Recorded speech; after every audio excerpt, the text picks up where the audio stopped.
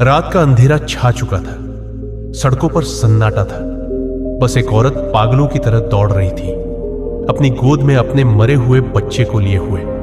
उसकी आंखों से आंसू नहीं, आग बह रही थी। हर दरवाजे पर जाकर वह एक ही बात कह रही थी, कृपया मेरे बच्चे को बचा लीजिए। कोई तो दवा होगी, कोई तो होगा जो इसे जिंदा कर दे। लोग उसे पागल समझ रहे थे। कोई दरवाजा बंद कर देता, कोई कहता, बहन अब इसे छोड़ दो, ये चला गया है। पर वो औरत सुनने को तैयार नहीं थी। वह थी किस्सा गौतमी, एक मां जिसने अपने इकलौते बेटे को खो दिया था। किस्सा गौतमी गरीब थी, लेकिन उसका बेटा ही उसका सब कुछ था। जब वो पैदा हुआ था, उसने भगवान से कहा था, अब मेरा जीवन सफल हो गया। पर किस्मत को कुछ और मंजूर था। बच्चा अचानक बीमार पड़ा, दवाइयां काम नहीं आई और एक दिन उसकी गोद में ही वो चला गया। किस्सा गौतमी को यकीन नहीं हुआ।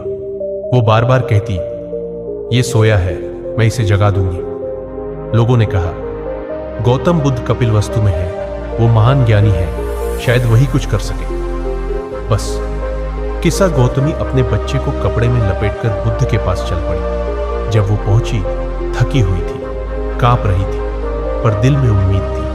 वो बुद्ध के चरणों में गिर पड़ी और बोली, भगवान मेरे बच्चे को जीवन दे दीजिए, आप तो चमत्कार कर सकते हैं। बुद्ध ने शांत स्वर में पूछा, क्या तुम सच में अपने बच्चे को वापस पाना चाहती हो? वो बोली, हाँ प्रभु, मैं कुछ भी करूंगी। बुद्ध बोले, ठीक है, लेकिन इसके लिए तुम्हें एक काम करना होगा। इस नगर में किसी ऐसे घर से एक मुट्ठी सरसों के दाने लाओ जहां कभी किसी की मृत्यु ना हुई हो। किस्सा गौतमी की आंखों में चमक आ गई। इतना ही करना है, मैं अभी लाती हूं। और वो दौड़ पड़ी। वो पहले घर गई। मुझे थोड़ी सरसों चाहिए, मेरे बच्चे को जीवन देना है। घर की औरत बोली, ले लीजिए बहन। किस्सा गौतमी ने पूछा, क्या इस घर में कभी किसी की मृत्यु नहीं हुई? औरत चुप हो गई। बहन, मेरे पिता पिछले साल गुजर गए। किस्सा गौतमी आगे बढ़ी। दूसरा घर, तीसरा घर, हर घर में वही जवाब, हमारी मां मर गई, हमारे दादाजी चले गए, हमारा बेटा मर गया। शाम होते होते उसने सैकड़ों घर खटखटाए। हर जगह मौत की कहानी थी।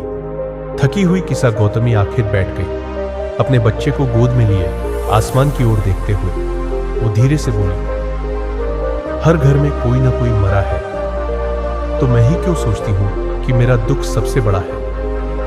उसने अपने बच्चे को देखा। अब पहली बार उसे मृत के रूप में स्वीकार किया। उसके चेहरे पर अजीब सी शांति थी। उसके आंसू अब दुख के नहीं थे, बल्कि सत्य को समझ लेने के आंसू थे। वो वापस बुद्ध के पास लौटी। बुद्ध ने पूछा, क्या लाई बहन?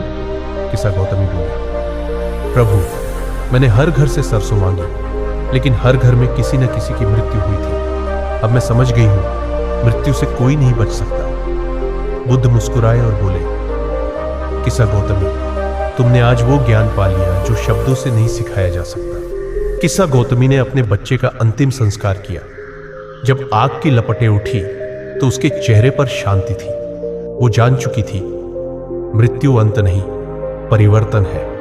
वो बुद्ध की शिष्या बन गई, दूसरों की सेवा करने लगी, बीमारों, बेसहारों की मदद में अपना जीवन लगा दिया। जहां वो जाती वहां करुणा का वातावरण बन जाता। लोग कहते, उसके चेहरे पर वही शांति है जो बुद्ध के चेहरे पर है। एक दिन बुद्ध ने अपने शिष्यों से कहा, जो जन्मा है वह मरेगा, जो जुड़ा है वह बिछड़ेगा, लेकिन जो इस सत्य को समझ लेता है वही जीना सीख जाता है। फिर बोले, मृत्यु को कोई नहीं हरा सकता, लेकिन जो उसे स्वीकार लेता है वही बुद्ध बन जाता है। आज हम सब भी किस्सा गौतमी की तरह हैं। कभी पैसा खो देते हैं, कभी अपना कोई, और सोचते हैं क्यों मेरे साथ। पर अगर हम समझ लें कि खोना भी जीवन का हिस्सा है, तो वही हमें बदल देता है। जीवन हमेशा कुछ सिखाता है, कभी हंसी से, कभी आंसू से। बुद्ध ने कहा था, दुख से भागो मत, उसे समझो, समझने में ही मुक्ति है। कहते हैं जब किस्सा गौतमी ध्यान में बैठती थी तो उसकी आंखों से आंसू बहते थे, पर अब वो आंसू दुख के नहीं, कृतज्ञता के थे। वो धीरे से कहती, धन्यवाद प्रभु, आपने मेरे बच्चे को नहीं लौटाया, आपने मुझे लौटा दिया, मेरी समझ, मेरी शांति। दोस्तों, यह कहानी हमें सिखाती है कि हर दुख के पीछे एक ज्ञान छिपा होता है। मृत्यु, बिछड़ना, हार, ये सब जीवन के नियम हैं। जब हम उन्हें स्वीकारना सीख जाते हैं तो हम जाग जाते हैं, बुद्ध बन जाते हैं। हर सुबह हम नया जन्म लेते हैं और जो हम आज करते हैं वही सबसे महत्वपूर्ण होता है। दुख को समझो, वही मुक्ति का रास्ता है।